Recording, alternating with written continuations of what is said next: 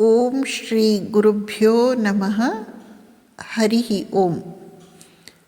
ಸ್ವಾಮಿ ವಿವೇಕಾನಂದರು 9 July 1894 9 July 1894 ನ್ಯೂಯಾರ್ಕಿನಿಂದ ಹೇಲ್ ಸಹೋದರಿಯರಿಗೆ ಬರೆದ ಒಂದು ಪತ್ರದ ಭಾಗ ಹೀಗಿದೆ.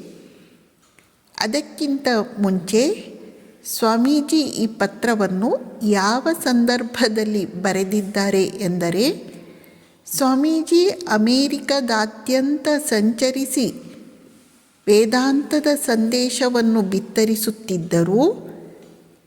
ಆಗ ಅವರನ್ನು ಅನೇಕ ಪತ್ರಿಕೆಗಳು ಸುಂಟರಗಾಳಿ ಸನ್ಯಾಸಿ, ಬಿರುಗಾಳಿ ಸನ್ಯಾಸಿ ಎಂದು ಕೊಂಡಾಡುತ್ತಿದ್ದರು. ಜೊತೆಯಲ್ಲಿ ಸ್ವಾಮೀಜಿ ಹಿಂದೂ ಧರ್ಮದ ನಿಜವಾದ ಪ್ರತಿನಿಧಿ ಅಲ್ಲ ಎಂಬ ಒಂದು ಅಪಸ್ವರ, ಎಂಬ ಒಂದು ಟೀಕೆ, ನಿಂದೆ ಅಪಾರವಾಗಿ ಬರತೊಡಗಿತು. ಈ ನಿಂದೆಯ ಜೊತೆಯಲ್ಲಿ ಇನ್ನೂ ಅನೇಕ ನಿಂದಾತ್ಮಕವಾದಂತಹ ಮಾತುಗಳನ್ನು ಸ್ವಾಮೀಜಿ ಕೇಳಬೇಕಾಗಿ ಬಂದಿತು. ಆಗ ಸ್ವಾಮೀಜಿ ಯಾವತ್ತೂ ಆತ್ಮಶ್ಲಾಘನೆಯನ್ನು, ಆತ್ಮಸಮರ್ಥನೆಯನ್ನು ಮಾಡಿಕೊಂಡಂತಹ ಸನ್ಯಾಸಿ ಅಲ್ಲವೇ ಅಲ್ಲವೋ, ಅವರು ನಿರುಪಾಯರಾಗಿ ಬೇರೆ ಉಪಾಯ ಕಾಣದೆ ಅಳಸಿಂಗ ಮತ್ತಿತರ ಮದ್ರಾಸಿನ ಶಿಷ್ಯರಿಗೆ ತಮ್ಮನ್ನು ಉದ್ದೇಶಿಸಿ ಒಂದು ಅಭಿನಂದನಾ ಪತ್ರವನ್ನು ಅಥವಾ ತಾವು ಭಾರತೀಯ ಪ್ರತಿನಿಧಿ ಎಂಬುದನ್ನು ಸೂಚಿಸುವಂತಹ ಒಂದು ಭಿನ್ನವತ್ತಳೆಯನ್ನು, ಬೃಹತ್ ಸಭೆಯನ್ನು ಆಯೋಜಿಸಿ ಕಳುಹಿಸಿಕೊಡುವಂತೆ ವಿನಂತಿಸಿಕೊಳ್ಳುತ್ತಾರೆ. ಅದಕ್ಕೆ ತಕ್ಕಂತೆ ಅಳಸಿಂಗ ಮತ್ತಿತರ ಶಿಷ್ಯರು ಮದರಾಸು ಹಾಗೂ ಇನ್ನೂ ಹಲವೆಡೆಗಳಲ್ಲಿ ದೊಡ್ಡ ದೊಡ್ಡ ಸಭೆಯನ್ನು ಆಯೋಜಿಸಿ ಸ್ವಾಮೀಜಿಯವರು ಹಿಂದೂ ಧರ್ಮದ ಪ್ರತಿನಿಧಿ ಎಂದು ಭಿನ್ನವತ್ತಳೆಯನ್ನು ಹೊರಡಿಸಿ ಅದನ್ನು ಅಮೇರಿಕದ ಪತ್ರಿಕೆಗಳಿಗೆ ಮತ್ತು ಸ್ವಾಮೀಜಿಯವರಿಗೆ ಕಳುಹಿಸಿಕೊಡುತ್ತಾರೆ. ಈ ಸಂದರ್ಭದಲ್ಲಿ ಸ್ವಾಮೀಜಿ ಹೇಲ್ ಸಹೋದರಿಯರಿಗೆ ಬರೆಯುತ್ತಿದ್ದಾರೆ, ದೇವರ ಅಪಾರ ಕರುಣೆಯನ್ನು ನೋಡಿ ನಾನು ಚಿಕ್ಕ ಮಗುವಿನಂತೆ ಅಳುತ್ತಿರುವೆನು. ದೇವರ ಅಪಾರ ಕರುಣೆಯನ್ನು ಕಂಡು ನಾನು ಚಿಕ್ಕ ಮಗುವಿನಂತೆ ಅಳುತ್ತಿರುವೆನು.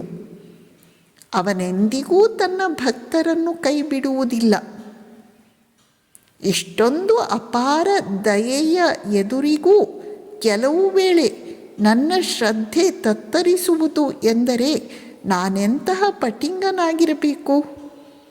ನಾನು ಆತನ ಕೈಯಲ್ಲಿರುವುದನ್ನು ಪ್ರತಿಕ್ಷಣವೂ ನೋಡುತ್ತಿರುವೆನಾದರೂ ಮನಸ್ಸು ಕೆಲವು ವೇಳೆ ವಿಷಣ್ಣವಾಗುತ್ತದೆ. ಸೋದರಿಯರೇ, ದೇವರು ಇರುವನು. ಅವನೇ ತಂದೆ, ಅವನೇ ತಾಯಿ. ತನ್ನ ಮಕ್ಕಳನ್ನು ಎಂದಿಗೂ ತೊರೆಯುವವನಲ್ಲ. ಇಲ್ಲ, ಎಂದಿಗೂ ಇಲ್ಲ. ಅಸ್ವಾಭಾವಿಕವಾದ ಸಿದ್ಧಾಂತಗಳನ್ನೆಲ್ಲ ಬಿಟ್ಟು ಬಿಡಿ.